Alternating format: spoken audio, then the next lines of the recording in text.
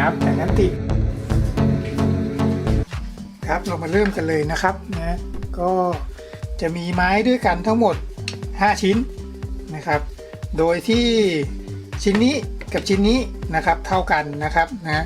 อยู่ที่ขนาด30เซนคูณ 8.5 นะครับกว้าง 8.5 เซนนะครับนะแล้วก็ชิ้นนี้นะครับ10เซนนะครับ10เซนนะ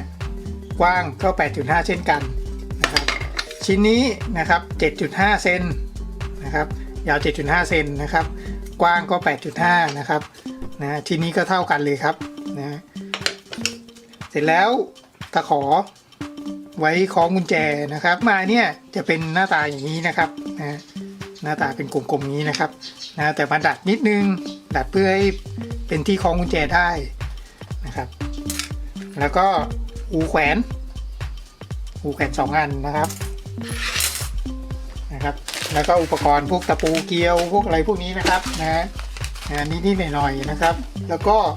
พระเอกเลยครับกาวร้อนครับเรามาเริ่มกันเลยครับอันดับแรกนะครับหาหน้าไม้ที่หน้าสวยๆหน่อยนะครับนะแล้วก็วางอย่างนี้ครับ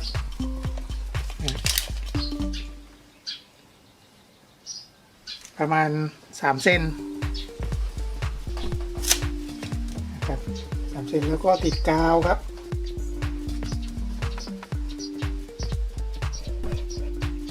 แล้วรอให้กาวแห้งสักพักหนึ่งนะครับเพื่อความแข็งแรงนะครับเราก็ยิงตะปูเกลียวนะเราก็ยิงตะปูเกลียวใส่ไปสัก 2-3 ตัวนะครับเพื่อความแข็งแรงนะครับ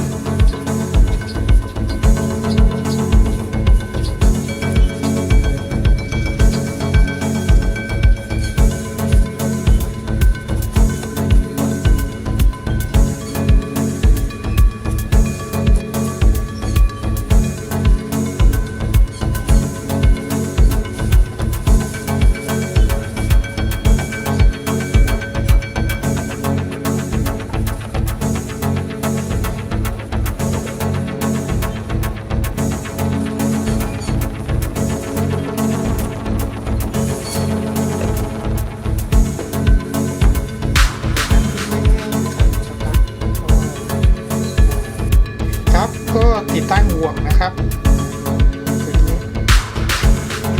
แต่ก่อนติดตั้งต้องเจาะน้ำก่อนนะครับไม่งั้นไม้จะแตก